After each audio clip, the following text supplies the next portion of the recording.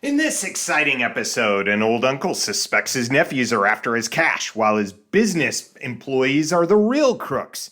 What's truly shocking is that our elderly uncle isn't the case's defendant. Nope, it'll be up to Perry to show that one of the nephews is innocent of both theft and murder. In Perry Mason's Season 3, Episode 21, The Case of the Nimble Nephew.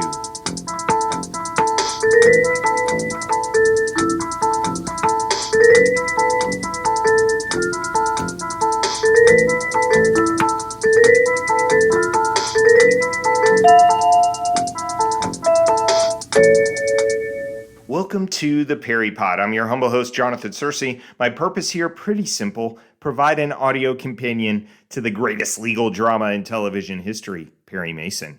I plan to do an episode of every episode of the television series, and as time permits, I'll get to some of those made-for-TV movies too. I'll be working through the series in the order in which the episodes were aired. Each episode, I give you a brief refresher on the plot. I compare it with the Earl Stanley Gardner novel it was adapted from, if applicable.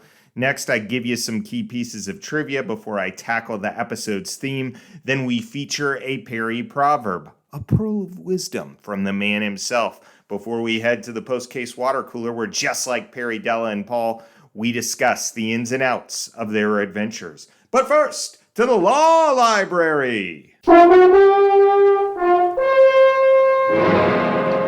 Each episode in the law library, we investigate some legal conundrum in the episode so we can find fresh precedents for future cases.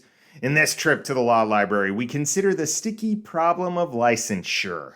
Mr. Logan, the father of the woman engaged to one of the Nimble Nephews, keeps claiming something is up with his architecture license. Here's the load he hands his daughter. Lydia, years ago when I got my architect's license, there were certain papers, school credits, affidavits that weren't quite in order.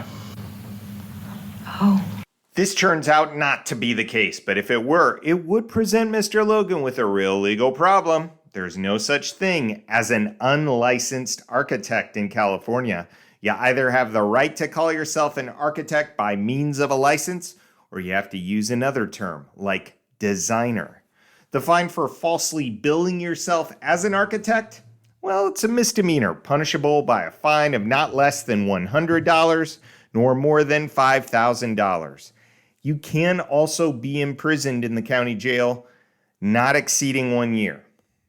Small potatoes compared to murder, sure, but that's just the criminal charges. Imagine what would happen in a civil court if you had admitted you'd been falsely billing yourself as an architect. You gotta believe all your past clients would sue you out of house and home. Ruh-roh. Get that license, kids. And just for the record, you apparently can call yourself a lawyer if you graduated from law school, even if you haven't passed the bar. The only catch is you can't practice law without passing the bar. The more you know. Now, let's get to the plot of this episode.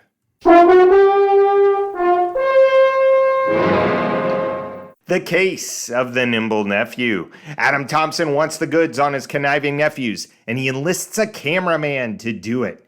Fill us in, bub. Shutter's muffled and can't be heard. Lights infrared and can't be seen. It's a brand new model. Automatic and foolproof. As soon as that safe door opens, the picture's snapped. Since you already have a darkroom here in the house, you don't even have to call us to develop it.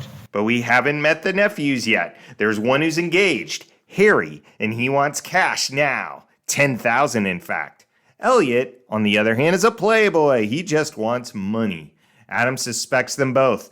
He pretends that he wants a certain plot of land and that the payoff will be huge. He marks up a map with the coordinates, has his secretary, Ellen Foster, put the map in the safe, apparently, and then waits to see who's gonna come after it. Guess who run into each other in the middle of the night? You looking for something? My money. My own money. Well, come now, cousin. We both know you're not after the money in that safe. Well, what else would I be after? The map. The marked map.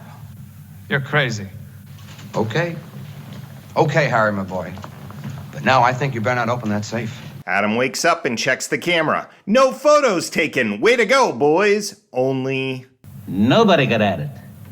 Nobody knows that these 309 acres are located between Creek Road, past the county line on the north, west to the border of Market Road, and east through the county easement. 309 acres in all. Who's this clown buying property? Color us surprised when Adam and the same man who just bought that property are now in Perry Mason's office. Adam reveals he never wanted the land anyway, and he's going to call the purchaser's bluff in the hope of outing the nephew behind the malfeasance. Do you think that I've lived 69 years to be made a fool of by a boy in his 20s? You mean those were fake crayon marks on that map? I never had the slightest intention of buying that particular acreage. The only consolation I have is that someone has bought himself a $37,000 pig in a poke. A pig in a poke, huh?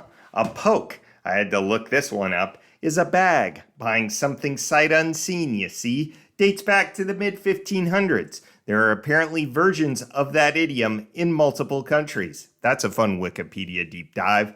Back to our tale. Mr. Jarrett comes and blackmails the father of Harry Thompson's fiancée. I'm explaining it to you because these circumstances force me to increase my demands on you.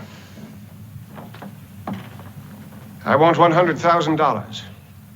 It was 10 the other day and I couldn't get that. I may have a day or two before Mason backtracks to me. You have the same period of time. Meanwhile, Perry and Paul discover Frank Jarrett's body. It's supposed to look like a suicide, what with carbon monoxide poisoning and all. But ever-observant Paul rips away that false facade. No, the poor guy decided to commit suicide. Wait a minute. No, he didn't. Not with all those bruises all over his head. Come on, Paul. Let's call homicide. Who's guilty? Well, Trag finds Harry Thompson's wallet at the scene. Then Adam runs into Harry, rifling through dead man Jarrett's office. Surprisingly, Adam asks Perry to care for Harry. Perry tells Adam what that will mean. No, if he becomes my client, I'd be committed to him. What does that mean? I'd let the chips fall where they may. He'd be my primary concern. Oh, yes, of course. Yes, I understand. Perry hasn't had too many conversations with Harry before he realizes what's really going on. Harry's protecting Lydia Logan. Harry, are you trying to protect someone? Your uncle, your cousin Elliot? Do you have a girl? Elliot reveals that he saw Harry trying to get in the safe, and now things are looking better for Claude Drum, deputy DA. Perry novel fans will know the character Drum. He was the original courtroom sparring partner for our man Perry before Earl Stanley introduced Hamilton Berger in the 6th novel, The Case of the Counterfeit Eye. Alas, this will be Drum's one TV appearance after Perry drums him out of court. We've got some sticky autopsy timing with 2 blows on Jarrett's head, shades of the 2 shots from the case of the singing skirt, and we get a reveal about Harry getting $10,000 to Mr. Logan, and now things are looking bad for Harry. But when Perry gets back in court, he starts ripping into Mr. Logan, and the case blows wide open. When the world of Frank Jarrett, alias Norman Durston, crumbled around his ears, he came to you and blackmailed you, didn't he? What for? For your unethical conduct, for your participation with him in the J&L Construction Company. J&L, Jarrett and Logan. I didn't kill him. He blackmailed you by threatening to reveal the whole story, didn't he? Yes, but I didn't kill him. I didn't get the information from the map. Your I Honor. tell you what. Logan wasn't the murderer. It was Ellen Foster, secretary to Adam Hamilton. She stole the map. She murdered the treacherous lover. Yes, I did it. And I killed Frank. He was going to leave me.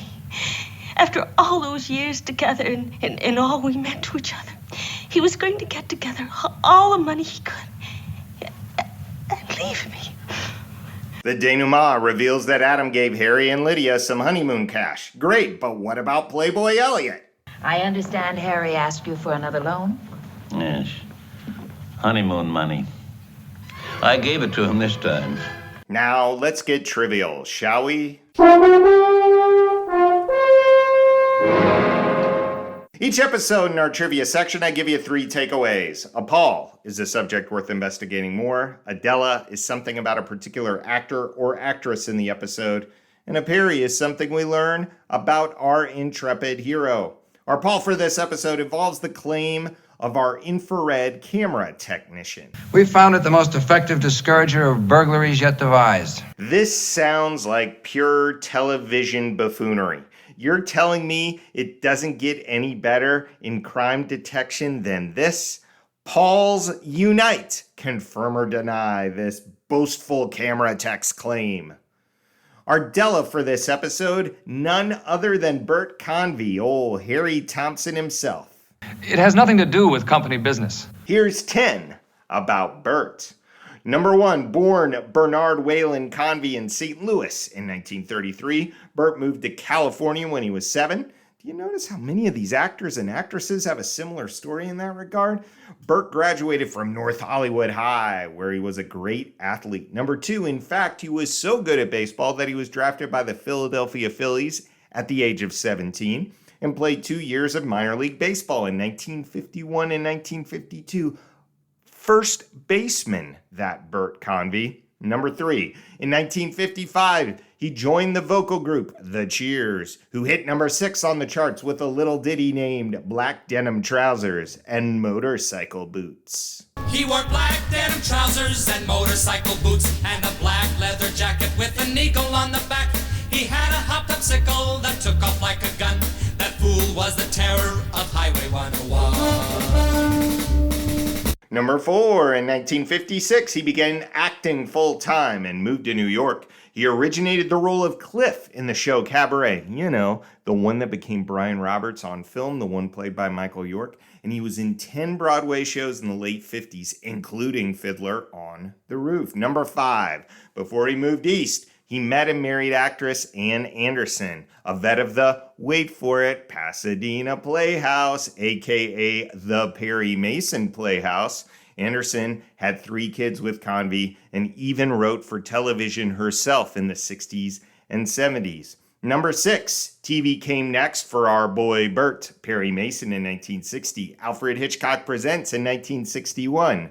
Other television shows through the 60s, 70s, and 80s. Bewitched, Hawaii Five-0, The Partridge Family, Mission Impossible, The Silent Force, The New Phil Silvers Show, Fantasy Island, Charlie's Angels, and even appearing in the pilot of Murder, She Wrote. Number 7, in the 70s, Convy moved into hosting duties. He won an Emmy Award in 1977 for his work as the host of Tattletales. Everyone in this arena has a money stake in one of our famous couples as we play the game of celebrity gossip, Tattletale. And here's the star of Tattletales, Bert Convy. Thank you for tuning us in, and thank you, ladies. Also served as the host of the game shows Win, Lose, or Draw and Super Password. And he was occasionally a guest host on The Tonight Show, starring Johnny Carson. Number 8, in 1990, Convy was diagnosed with a brain tumor. He immediately retired and started getting treatment. Number 9, in 1987, Convy separated from longtime wife Ann Anderson. When he was going through treatment, they were still embroiled in a messy divorce. He apparently met 25-year-old Catherine Hills and asked Ann for a divorce so he could end his life married to Hills. Anderson granted the request, and Convy was married to Hills for 5 months. Number 10, Convy died in 1991, just days short of turning 58. He left behind 3 children, Jennifer, Joshua, and Jonah.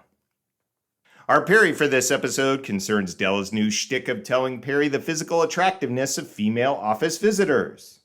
Oh, from the tone of your voice, it appears we have a visitor. She's quite lovely. Someone I know? Lydia Logan. Strike a note? No. I had time to find out she's engaged to Harry Thompson.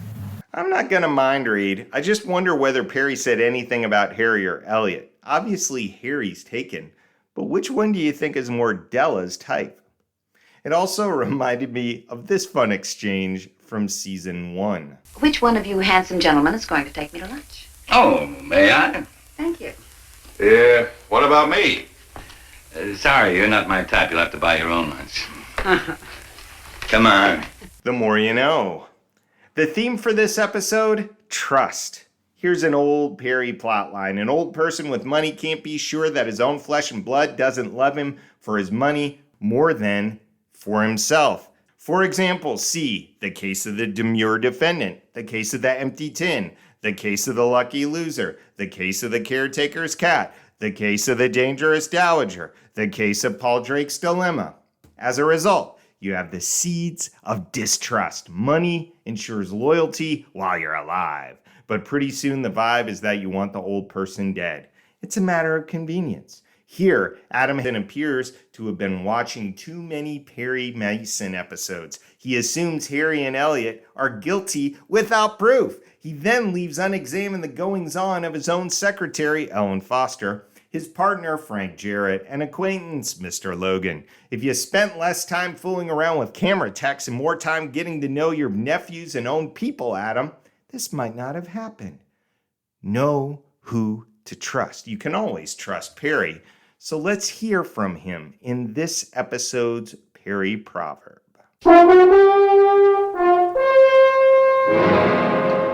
Perry uncorks this Perry Proverb to Paul when the case hits a snag. It's always fun when Perry himself goes to the proverb well. There's a law of logic that says if you're searching for the truth, you sometimes have to look for the illogical. So wait a minute. The answer to logic is to get illogical? Fair enough, Perry. Perry Proposition A, I need to solve this case. Perry Proposition B, logic isn't working. Ergo conclusion, banana pants are fun. Wait, that doesn't work. Keep it up, Perry. Now let's grab a swig from the water cooler. You know, there is one thing I don't understand. Go on, Paul.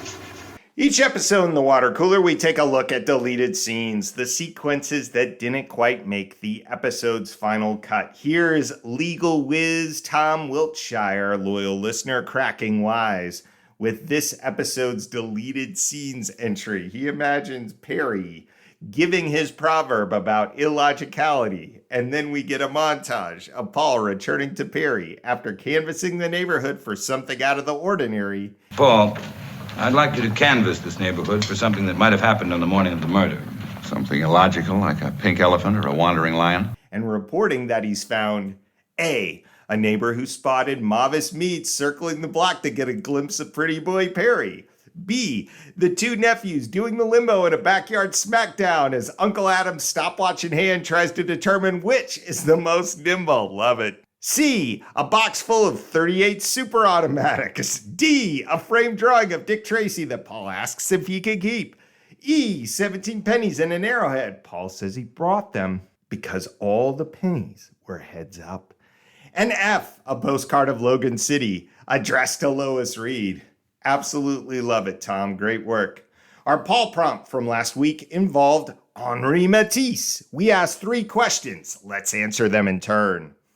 The first, do Matisse paintings get copied? If so, when and how? Listener Michelle writes in to tell us about how in 2013, a British art sleuth recovered a painting by Matisse that was stolen from a Stockholm museum 25 years ago. Matisse's Les Jardins, valued at about 6 million crowns, or about $916,000, was recovered by Christopher Marinello, an art recovery specialist. Thanks, Michelle. And then I found a 2014 article from The Guardian about another Matisse fake-out. In 2002, Odalisque in Red Trousers, a sensual and lovely painting by Matisse hanging in the Caracas Museum of Contemporary Art, was discovered to be a fake. The real painting had been stolen. It seems that no visitor, guard, or curator noticed it had been replaced with a copy for quite some time. When the anomaly was finally discovered, 14 other works supposedly in the museum's collection were also reported unaccounted for. Venezuelan authorities say the theft and replacement by a copy took place around 2000. So it seems everyone was duped by the fake for 2 years. Now finally, the original 1925 painting by Matisse has been returned with great fanfare after it was discovered by the FBI. It actually happened. Number 2, we asked, What's the LA equivalent of the Harkins Gallery? My dad did the digging on this one. He found a New York Times article called When Art Happened to LA and writes, per the attached article, there were few art galleries in LA in the mid-1950s, but two transplants founded the Ferris Gallery in the late 1950s, which may have come to mind to SoCal viewers of Perry in 1960. Nice work, Dad. And here's a third one. What's the price of a middle period Matisse these days? $200,000 in 1960. What about in the year of our Lord 2022? A, we have to define the dude's middle period. For Matisse, this would be around the turn of the 20th century, the first 15 years or so when he was working out Fauvism, a kind of post-impressionism that was Matisse's distinctive contribution to Western art. Okay, so what price for these Fauvist-era paintings? Well, the painting Nude in a Bathrobe auctioned for $4.2 million in 2018. The painting Vase of Anemones, $6.5 million. Wowzers. But even more impressive, and thanks to Aunt Myra, who found this one, an odalisque painting of his from the 1920s sold for $80 million. Better get some Geico on that one, Mr. Harkins. You're going to want insurance. Thanks, Aunt Mai. Now, let's get to some listener letters. Loyal listener Tim Cree wrote in to let me know that Louise Fletcher, a.k.a. Gladys Doyle, died on September 23rd. R.I.P. Gladys, may you find more than mythical monkeys in the afterlife. Michelle mentioned that she loves my relative's research for the trivia section. I do too, Michelle. And writes, quote, my mother and I watched Perry Mason reruns together and watched the 80s episodes when they first aired. Thanks for sharing that. She then asks a great question, which is this. Perry Mason seems to handle all manner of law, more than real-life lawyers. Has Earl Stanley Gardner ever mentioned a lawyer that gave him the inspiration for Perry Mason? I asked because I learned in a roundabout way that Matlock was inspired by Bobby Lee Cook, an Atlanta defense attorney who had a large win rate. I doubt Matlock and Cook have much else in common. That's such a great question, Michelle. The definitive book here is called Earl Stanley Gardner, The Case of the Real Perry Mason. We find out that Gardner was his own prototype. If you're looking for fictional comparisons, Thomas Leitch points out that Melville Davidson Post's fictional lawyer Randolph Mason was doing Perry-like stunts way before Perry, and that Mason's last name likely came from Melville Post's lawyer. Imagine that the only thing Perry did was to get clients off with the kind of legal loopholes we see in the case of the singing skirt. And you'd have a pretty good idea what a Randolph Mason story is like. Keep those emails coming in.